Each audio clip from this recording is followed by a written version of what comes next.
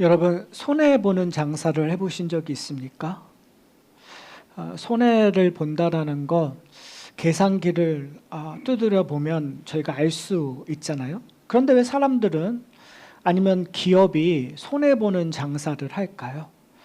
여러분 코스코 가시잖아요. 코스코 가시면 로스트리 치킨 같은 경우, 핫도그 같은 경우 저희가 봐도 이게 정말 마진이 남을까 하는 것들이 있잖아요. 그러면 왜 코스코는 그 가격을 오르지 않고 그거를 계속 그 가격에 팔까요? 기업적인으로 계산을 했었으니까 내가 거기에서 손해를 보더라도 충분히 이렇게 가격을 책정할 가치가 있다고 판단했기 때문에 그렇습니다. 사실은 손해보는 장사는 사람들이 하지 않죠. 기업은 하지 않죠. 그러니까 정말 바보같이 손해보시는 분들이 있어요. 왜 그러냐면 계산을 하지 않기 때문에. 그러나 중요한 것은 우리가 올바른 계산을 한다면 손해보는 것도 이유가 있을 거라는 거죠. 오늘 본문을 보면 이렇게 얘기하고 있습니다. 맨 마지막에 귀 있는 자는 들을지어다 라고 얘기하고 있어요. 그러니까 성경에서 특별히 예수님께서 귀 있는 자는 들을지어다라고 얘기할 때에는 이거는 이해할 수 있는 사람만 이해할 수 있다는 말이겠죠.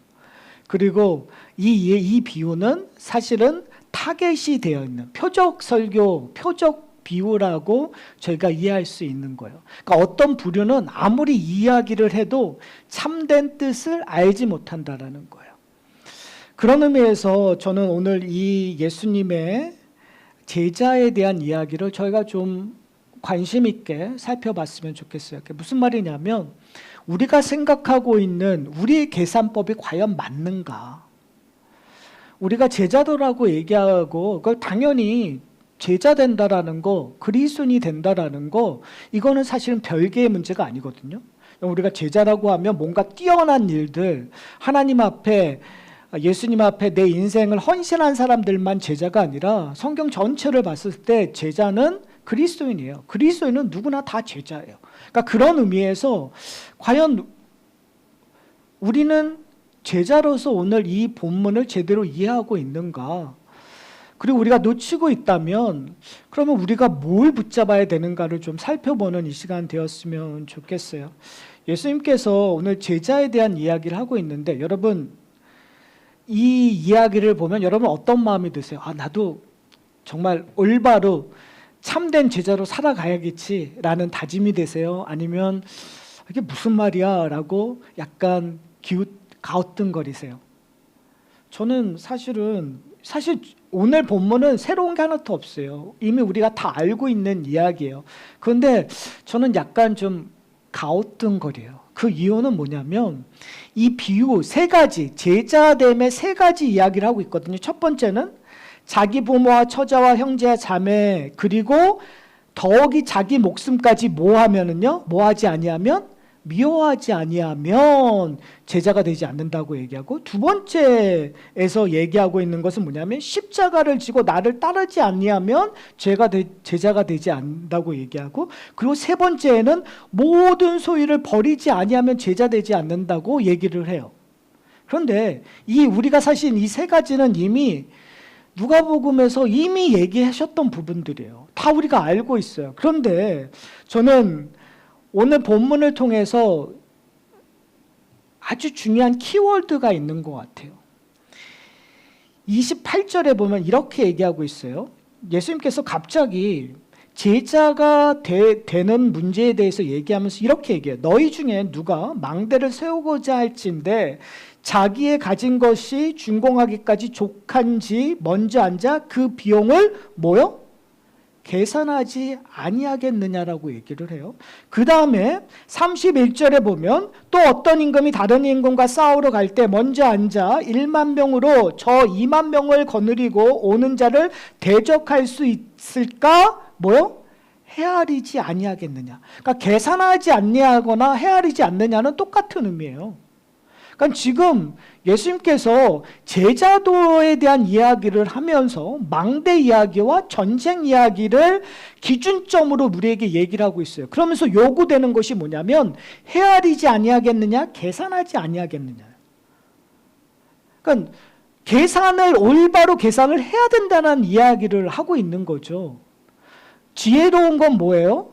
내게 망대를 짓는데 이 망대를 온전히 지을 수 있을 만큼 내가 온전한 자본금을 갖고 있느냐라는 질문을 우리는 당연히 해야 되는 거죠. 이제 그 동료 목사님이나 선배 목사님들이 목회하면서 가장 힘든 게 뭐냐라고 얘기하면 여러 가지가 있겠지만 그 중에 하나가 뭐냐면 교회 건축이 참 힘들다고 얘기해요. 뭐 저는 그걸 경험하지 않았으니까 남의 얘기 같고 그게 무슨 뭐가 어려울까라고 얘기하는데 그분들이 얘기하는 게 뭐냐면 교회를 건축했었을 때 분명히 이게 한 $1,000,000 버젯이라고 생각을 했었대요. 근데 건축하고 나서 결국 끝나면 $1,000,000은 결코 끝나지 않는데요. 한 3배, 4배가 틀린대. 그러니까 그 과정에서 너무너무 힘들다라는 거예요. 분명히 본인들은 잘 준비했어요. 잘 계획했어요. 어떻게 수입하고 어떻게 이런 것도 조달 건지를 다 했어요. 그런데 문제는 뭐냐면 자재비가 틀려지고 보이지 않는 뭔가 짓는다라는 건 가장 돈이 많이 들어가는 게요. 보여지는 거에 돈이 들어가는 게 아니라 기초공사하는 거. 안 보여지는데 돈이 그렇게 많이 들어간대. 그걸 경험하지 않으면 분명히 선배들 목사, 동료 목사들에게 분명히 이야기를 들었는데도 불구하고 실질적으로 할 때는 다 틀리다. 여러분, 계산한다라는 그렇게 쉽지 않다는 거죠. 오늘 또 전쟁의 이야기를 했을 때 뭐라고 하냐면 내가 10,000명이 있는데 갑자기 20,000명, 배가 되는 사람이 쳐들어왔어요. 그러면 어떻게 해야 되는 거죠? 우리 군대가 저 군대보다 더 센가를 계산해야 되는 거죠. 근데 문제는 뭐냐면 우리 군대가 분명히 셀 거라고 생각해요. 근데 전쟁이라는 건 붙어봐야 아는 거잖아요. 여러분 중동 전쟁 기억나십니까? 모든 사람들이 이스라엘과 중동하고 전쟁했을 때 누가 이길 거라고 생각했어요?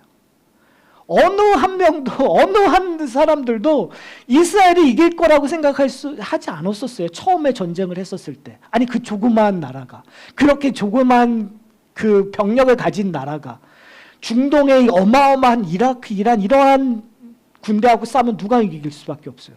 중동이 이길 수밖에 없어요. 근데 결론은 어떻게 됐죠? 전혀 반대의 결론이 났었어요.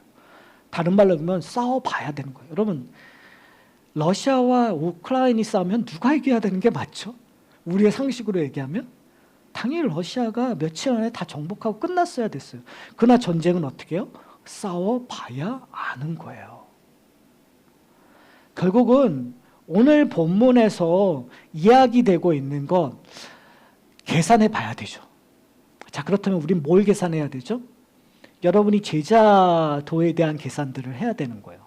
자, 우리가 제자로서 감당해야 되는 것, 제자됨에 대한 것들을 여러분 계산해 보신 적이 있습니까? 헤아려 보신 적이 있으십니까? 여러분 제자도에서 어떻게 생각하세요? 나 제자야. 분명 우리가 얘기했잖아요. 그리스도인은 모두가 제자다. 모든 제자가 그리스도인이라는 얘기를 우리가 했었어요. 근데 우리는 뭐냐면 헤아려 보지 않는 것 같아요. 계산해 보지 않는 것 같아요. 그래서 너무나 담대하게 나 제자입니다. 나 제자의 삶을 살고 있습니다라고 우리는 쉽게 고백하는 것 같아요. 그런데 여러분 오늘 본문을 보시면 이상하지 않습니까? 전 걱정되는데요. 전 자신이 없는데요.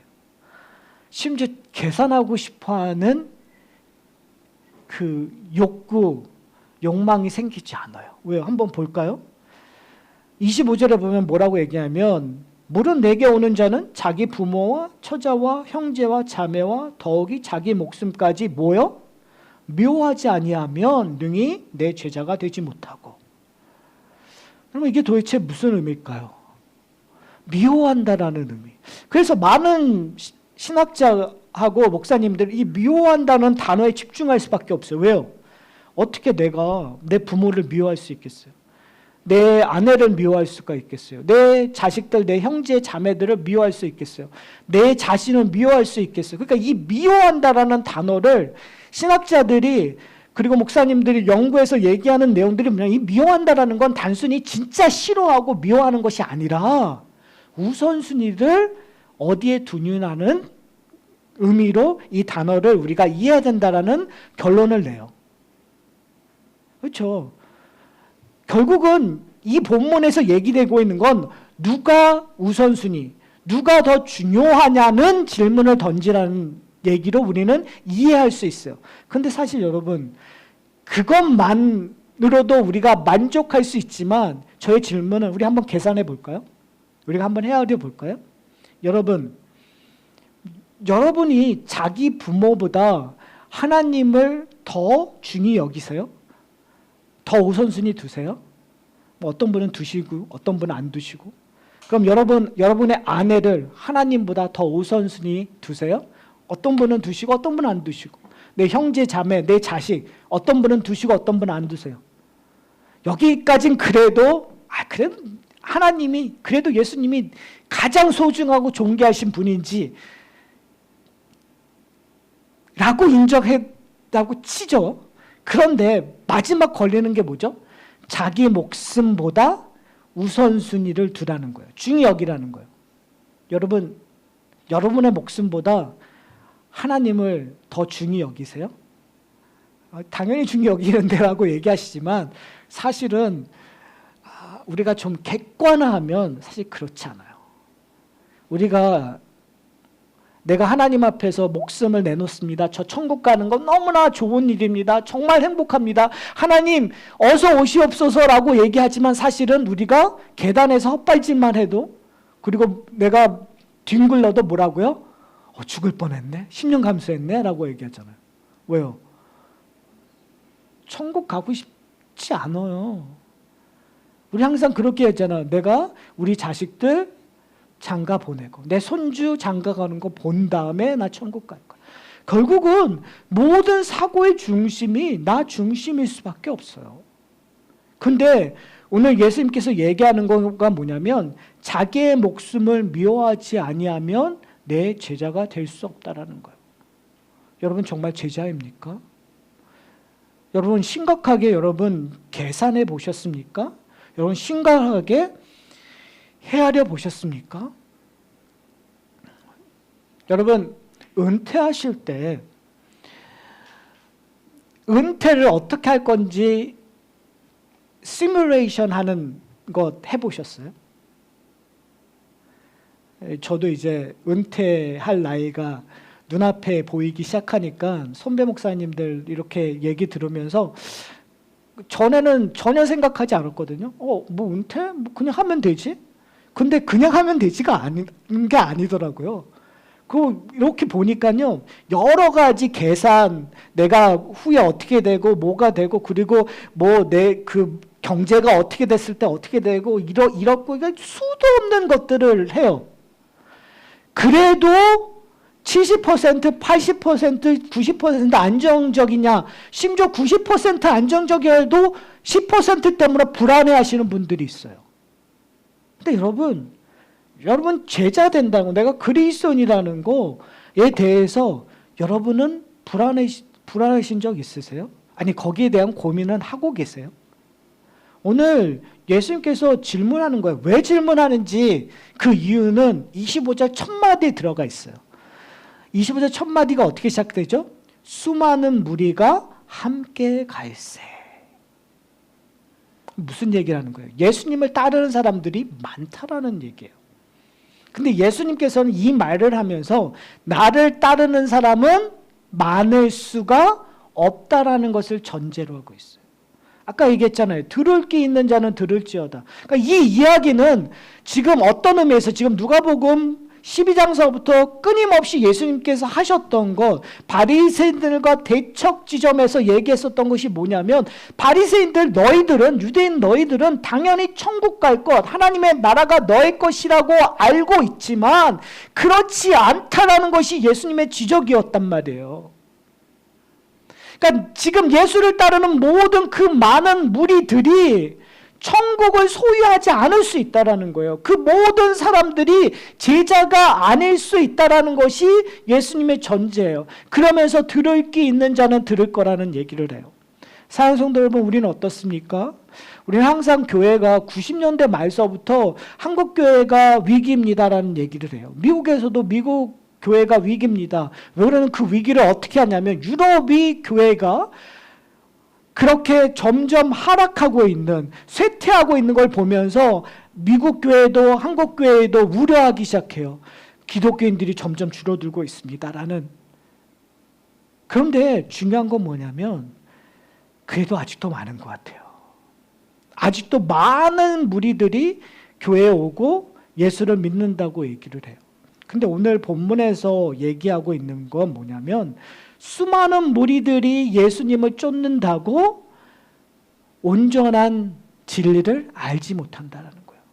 자, 그렇다면 우리가 고민을 해야죠. 그러면 예수님께서 도대체 무슨 얘기를 하고 싶어 하시는 건가? 27절에 보면 이렇게 얘기해요. 누구든지 자기 십자가를 지고 나를 따르지 않는 자도 능히 내 제자가 되지 못하리라. 아, 그러니까 지금 예수님처럼 뭔가를 더 해야 되는구나. 내 자신을 미워하는 거 거기만이 아니라 어떻게 보면 누군가를 미워하고 한다는 거 되게 수동적으로 느끼니까 아, 내가 좀 더 능동적으로 예수님이 짓는 십자가를 지어야 되는 거구나. 나에게 더 큰 희생을 요구하는 거라고 우리는 이해할 수 있어요. 그런데 사실은 이 이야기를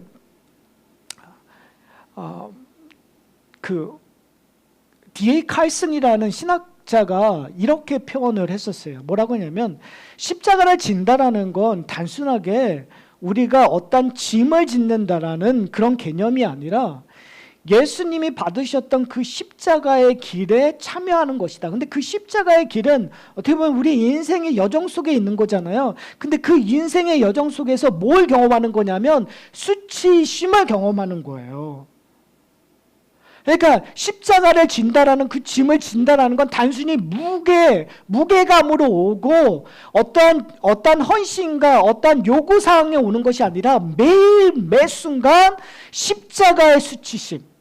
예수님이 받으셨던 그 십자가의 시대에는 결국은 멸시천대, 사람들로 하여금 유쾌하지 않았던 상징성을 갖고 있었던 것이 바로 십자가였단 말이에요. 사랑하는 성도 여러분, 예수님의 제자로서 세상에서 살아갈 때 이러한 것들을 경험하세요. 사실 우리는 그런 걸 경험하지 않아요. 그렇죠? 사실은 미국에서 내가 그리스도인이기 때문에 이러한 경험한다라는 것, 한국에서 내가 그리스도인 때문에 이러한 경험한다는 것 쉽지 않아요. 그런데 예수님께서 지금 얘기하시는 건 뭐냐면 자기의 십자가라는 거, 결국은 예수 그리스도의 십자가에 동참하는 거, 그것이 갖고 있는 의미를 과연 너희가 아는지 계산하는 거예요. 여러분 계산하고 계세요? 내 인생 속에서 정말 십자가가 여러분의 인생 속에서 기억나세요? 사실 우리는 그 십자가라는 생각을 기억하지 않고 하루하루를 살아갈 때가 너무 많아요. 그렇죠? 그냥 하루하루 내가 어떻게 잘 살까는 고민하세요. 어떻게 즐겁게 살까, 행복하게 살까, 내가 조금이라도 유용하고 효율적 있게 살까라고 생각하지만 정말 예수 그리스도의 십자가, 그리고 내 십자가를 진다. 예수 그리스도의 십자가가 저희가 얘기했잖아요. 나의 수고하고 모든 짐자는 다 내게로 오라. 그러면서 너희 짐이 가볍게 되는 것이 어떻게 보면 예수 그리스도와 함께 멍에를 맨다라는 것이 내 십자가를 지는 의미와 똑같다는 거예요. 그러면 그 멍에를 메고 예수 그리스도의 십자가 내 십자가가 된다라는 거, 그 의미를 우리는 과연 조금이라도 헤아리고 있는가, 계산하고 있는가 하지 않고 있잖아요. 점점 심각한 문제가 나오는 거예요. 계산하면 계산할수록 나는 제자가 아닌 것처럼 느껴져요. 계산하면 계산할수록 나는 그리스도인이 아닌 것처럼 느껴진단 말이에요. 들을 귀가 있는 자들이 들으면 들을수록 희망적인 메시지가 아니라 절망적인 메시지예요. 세 번째 얘기를 더 들어볼까요? 세 번째는 뭐라고 얘기하냐면 이와 같이 33절에 보면 이와 같이 너희 중에 누구든지 자기의 모든 소유를 버리지 아니하면 능히 내 제자가 되지 못하리라. 와, 의심했던 거에 완전히 결정적인 못을 박아버려요. 뭐라고 얘기하죠? 너희의 모든 소유를 버리지 아니하면 능히 결단코 내 제자가 되지 못하리라. 문제는 오면 역사적으로 이런 일들이 해프닝이 일어났어요. 그러니까 더 걱정되는 거예요. 초대교회 때 어떤 일이 일어났죠? 성령이 임하자 자기들의 모든 소유를 나누고 교회가 그것들을 다 공유하는 일들이 실질적으로 역사적으로 일어났다고 사도행전에서 증거하고 있어요. 그러니까 이게 더 큰 문제가 돼버리는 거예요. 그러면 그럼 우리는 과연 내가 갖고 있는 이걸 버리고 난 살아갈 수 있을까? 조금 전에 얘기했잖아요. 은퇴하기 위해서 계산기를 다 두려야 되는데 그걸 다 버리고 내가 살아갈 수 있을까? 여러분, 답이 나오세요? 안 나오잖아요. 내 모든 거 버릴 수가 없어요. 아니, 나의 10분의 1도 버리기가 힘들어요. 그런데 어떻게 반도 버리기 힘든데 내 모든 것들을 그러면 망대를 쌓을 걸 계산을 했는데 계산이 안 되잖아요. 그거는 지혜로운 건 어떤 거예요? 망대 쌓지 말아야죠. 1만 명으로 2만 명을 이기지 못하면 어떻게 해야 돼요? 가서 화치를 해야죠. 다른 말로 얘기하면 기법해야 되는 거예요. 그렇잖아요. 계산을 하면 헤아리면 헤아릴수록 답은 확실히 나타났어요. 우리가 제자가 될 수 없어요. 우리가 그리스도인을 예수님을 따라가는 사람이 아니에요. 어떻게 보면 예수님이 지금 끊임없이 지적했던 바리새인들과 우리가 별반 다른 상황이 아니에요. 근데 이런 고민은 누구만 한다고요? 들을 게 있는 자들만 고민한다고요. 그렇죠? 자, 그러면 오늘 이 비밀은 여기서 끝날까요? 예수님이 이 얘기하려고 우리에게 좌절하고 우리로 하여금 예수님의 제자됨을 기법하라고 포기하라고 이 비유를 하고 계실까요? 아니겠죠.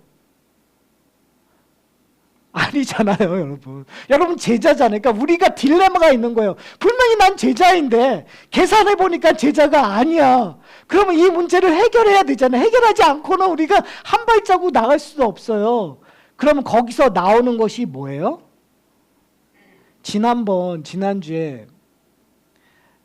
지지난주에 예수님께서 비유를 들었던 게 뭐죠? 한 주인이 잔치를 초대해요. 그리고 그 전에 반바리새인 집에 가서 야, 너희가 누군가를 초대할 때 누구를 초대해야 되느냐?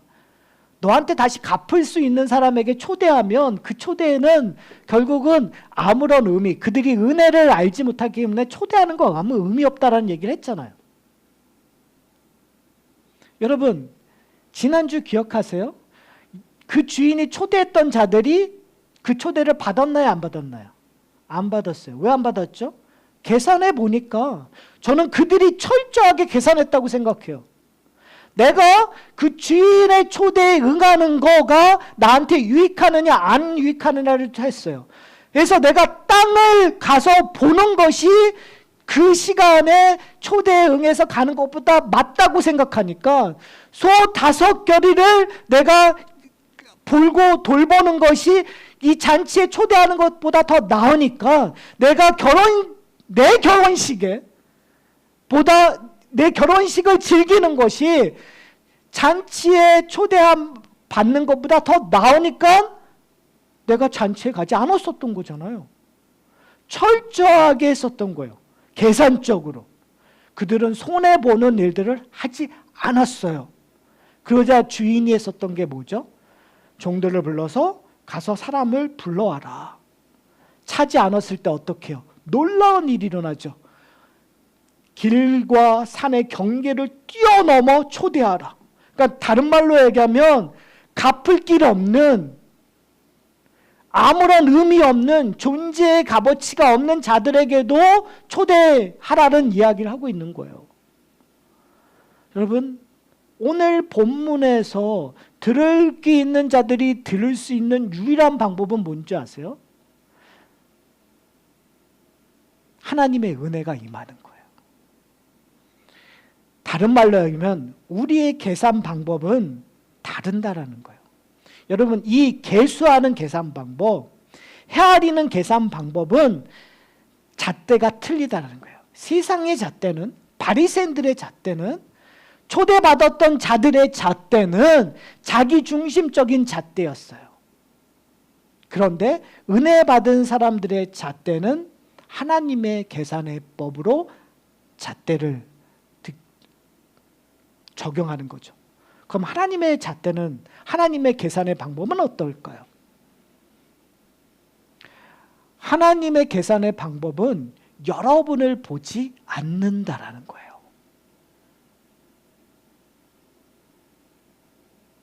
우리가 제자 될 수 있는 유일한 방법은 우리의 순종이 아니라, 우리의 능력이 아니라, 우리가 내 자신을 더 미워하는 그러한 결과물이 아니라, 누구의 결과물 때문에 그런 거죠? 예수 그리스도의 순종 때문에. 여러분 잘 생각해 보세요. 예수님께서 어떻게 하셨죠? 자기를 비워, 자기를 미워함으로 드러났던 것이 뭐예요? 성육신 사건이에요. 가장 극적으로 잘 보여주는 것이 어떤 사건이에요? 십자가의 사건이에요. 자기의 몸을 내어주기까지 순종함으로 말미암아 우리가 걸어가야 될 십자가를 누가 지으신 거죠? 예수 그리스도께서 십자가를 지으셨어요. 우리는 모든 것을 버릴 수가 없어요. 그러나 예수님은 우리를 위하여 자신의 모든 것을 버리셨어요. 바로 그것이 예수 그리스도의 순종이고 그것이 하나님의 계산법이었다는 사실이었죠. 사랑하는 성도 여러분, 과연 여러분은 그 계산법을 알고 계십니까? 여러분 알고 있다는 증거가 뭐죠? 들을 귀 있는 자는 들어. 우리는 들을 귀가 있는 자로 그 이야기를 들었었던 거예요. 예수 그리스도의 복음의 소식을 들었기 때문에 지금 이 이야기에서 우리가 계산하면 분명히 말도 안 되는 계산법이에요. 그런데 예수 그리스도께서 손해 보셨기 때문에 예수님께서 이걸 지불할 이유가 없잖아요. 여러분 잘 생각해 보세요. 제가 설교 시작했을 때 얘기했었어요. 코스코에서 그 로스트리 치킨을 그 가게에 팔 이유가 없어요. 근데 왜 팔겠어요? 그게 이윤이 나오니까, 의미가 있으니까, 더 큰 걸 얻을 수 있으니까. 근데 예수님께서 뭐예요? 자기의 목숨을 십자가에 내어주셨어요. 손해보는 거 아니에요? 근데 예수께서 왜 그렇게 하셨죠? 하나님의 사랑을 보여줄 수 있는 유익이 있으니까. 근데 그 사랑 안에 누가 있는 거예요? 우리가 속해져 있는 거예요. 여러분이 하나님 나라의 자녀 될 수 있는 유일한 이유가 예수님께서 손해 보신 거기 때문에 그래요. 왜요? 하나님의 사랑을 증거하기 위해서. 그리고 나서 오늘 본문에서 좀 재밌는 이야기가 있어요. 34절에 보면 갑자기 자기의 모든 소유를 버리지 않으면 능히 내 제자가 되지 못하리라 하고 나서 갑자기 들을 귀 있는 자는 들을지어다. 그 사이에 뭘 집어넣냐면 갑자기 소금 이야기를 해요. 뜬금이 없죠. 소금은 좋은 것이니. 그런데 소금도 만일 그 맛을 잃으면 무엇으로 짜게 하리요? 땅에도 거름에도 쓸데없어 내어 버리느니라. 뭘 얘기하고 있는 거예요? 지금 여기서 가장 중요한 경고가 있는 거예요. 뭐죠? 소금도 좋은 것이니, 하나님의 자녀됨도 좋은 것이니, 하나님의 백성이라고 불렀던 이스라엘도 좋은 것이니, 율법을 잘 지킨다고 얘기하고 있는 바리새인들도 좋은 것이니, 교회 다닌다고 자랑하고 있는 것도 좋은 것이니, 직분자라고 얘기하는 것도 좋은 것이니, 그런데 소금의 맛을 잃어버리면 어떻게 된다고요? 버려지는 거예요. 그럼 여기서 소금의 맛은 뭐예요? 짠다라는 건 도대체 무엇인 거예요? 하나님의 백성은 하나님의 영향권 안에, 하나님의 다스림 안에 하나님의 백성으로서의 역할을 해야 되는 거죠. 근데 얘기했잖아요. 바리새인들, 이 모든 사람들 자신들이 잘하고 있다고 생각하는 거예요. 율법주의적인 생각을 하고 있는 사람 자기들이 다 잘하고 있다는 거예요. 근데 예수님은 계속 얘기하는 거예요. 아니다, 아니다, 아니다. 그럼 결국은 이 문제를 해결할 수 있는 건 궁극적으로 누구밖에 없다? 예수님의 십자가밖에 없다는 걸 얘기하는 거예요. 결국은 소금은 짜게 된다는 거, 그리스도인들에게 제자됨의 가장 중요한 엘리멘트는, 가장 중요한 요소는, 가장 중요한 키포인트는 내가 아니라 내 안에 누가 계시냐예요. 예수 그리스도가 계시냐예요. 우리의 인생 속에서 예수 그리스도의 맛이 드러나고 있는가?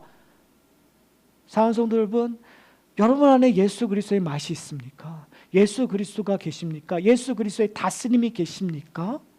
그렇다면 지금 내가 뭔가 부족해도 지금 개수했었을 때 분명히 이건 지울 수가 없어요. 내가 갖고 있는 것 갖고는 이 망대를 지울 수 없어요. 지혜로운 건 뭐죠? 망대를 짓지 않으면 지혜로운 거예요. 내가 갖고 있는 1만 군세로 저 적군의 2만을 이길 수 없어요. 나는 5억 지졸의 군사력을 갖고 있기 때문에 어마어마한 군사력을 절대로 이길 수가 없어요. 전쟁을 하면 안 되는 것이 지혜로운 거예요. 그런데 성령은 우리에게 망대를 지우라고 얘기해요. 성령은 우리에게 전쟁을 하라고 얘기해요. 왜요? 이 싸움은, 망대를 짓고 전쟁을 치우는 건 우리의 싸움이 아니기 때문에 그래요. 우리가 하는 것이 아니기 때문에 그래요. 누가 하시는 거예요? 하나님이 하시는 거기 때문에. 하나님의 전쟁이고 하나님의 열심으로 하나님이 이루시는 일이기 때문에, 농부이신 하나님께서 씨를 뿌리셨기 때문에 그것이 길가에 뿌려지더라도, 그것이 돌짝에 뿌려지더라도, 그것이 가시덤불에 뿌려지더라도 농부이신 예수 하나님께서 예수 그리스도가 이루신 것으로 말미암아 결단코 열매를 맺으신다는 거예요. 망대를 지울 수 없는데 성령을 통하여 망대를 세우시겠다는 거예요. 전쟁에서 이길 수 없는데, 사탄과 싸워서 백전백패인 싸움인데 성령께서 우리와 함께 계심으로 말미암아 결단코 승리하시겠다고 우리에게 약속해 주셨다는 거예요. 사랑하는 성도 여러분, 이것이 레디컬한 디사이플십의 모습이에요. 이것이 반전이에요. 이게 역설이에요. 왜요? 계산하면 계산할수록 계산이 안 되는 얘기잖아요. 헤아리면 헤아릴수록 더 복잡해지고 포기할 수밖에 없어요. 내가 그리스도인 된다라는 거, 내가 제자라고 얘기할 수 없는 수치스러운 상황 속에서 내가 살고 있어요. 그런데 성령은 우리로 하여금 제자라고 얘기를 하라고 얘기해요. 내가 그리스도인이라고 얘기해요. 왜요? 내 공로가 아니라 누구의 공로 때문에? 예수 그리스도의 공로기 때문에. 사랑하는 성도 여러분, 그래서 우리가 해야 될 건 뭐라고요? 담대함이요. 감사함으로, 당대함으로. 우리가 해야 될 건 뭐라고요? 나를 의지하는 것이 아니라 누구를 의지하는 거예요? 하나님을 의지하는 거예요. 성령을 의지하는 거예요. 성도가 해야 되는 것, 제자가 해야 되는 건 우리에게 소망을 품는 거예요. 뭐에 대한 소망이요? 내가 괜찮은 사람이 될 거라는 소망이 아니라, 내 아내가 괜찮은 사람으로 변할 거라는 소망이 아니라, 내가 언젠가는 내 모든 걸 버릴 거라는 소망이 아니라, 여러분 아직도 소망을 갖고 계세요. 저는 안 되던데요. 내가 가질 수 있는 유일한 소망은 하나님이 하신다는 소망. 내가 오로지 할 수 있는 유일한 소망은 나를 위하여 예수님께서 십자가 달려 죽으셨다는 그 진리 하나. 그것 때문에 내가 오늘 하루 하나님이 원하신 대로 살려고 노력하는 거예요. 실패하더라도. 왜요? 소망이 주는 실패이기 때문에. 약속이 주는 실패이기 때문에. 내가 다 무너지고 좌절하고 심지어 이렇게 개판인 내 인생에 어떻게 천국 갈 수 있을까라는 질문이 오는 것이 오히려 은혜의 첫 발자국이라고 사도 바울은 우리에게 얘기해요. 여러분, 로마서 5장에 보면 사도 바울이 오라 나는 공고한 자로다. 누가 나를 사망에서 건지리라. 바로 그 다음에 뭐라고 하는 줄 알아요? 감사하리로다.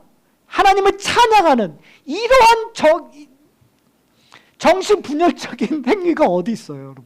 여러분 이상하지 않으세요? 전 되게 이상해요. 그런데 너무 놀라운 건 뭐냐면 그게 내 모습이더라고요. 정말 6일 동안 하나님 없이도 살 수 있었는데 갑자기 주일날 아침에 완전히 다른 사람으로 변해져 버리는 거예요. 여러분 그런 거 경험하지 않으세요? 갑자기 다른 사람처럼 행동하고 있는 이게요 심리학적으로 사회학적으로 보면 이거 말도 안 되는 현상이에요. 근데 그게 가능한 게 누구 때문에 그런 거예요? 하나님 때문에 그래요. 그게 복음의 능력이에요. 그게 하나님의 열심이에요.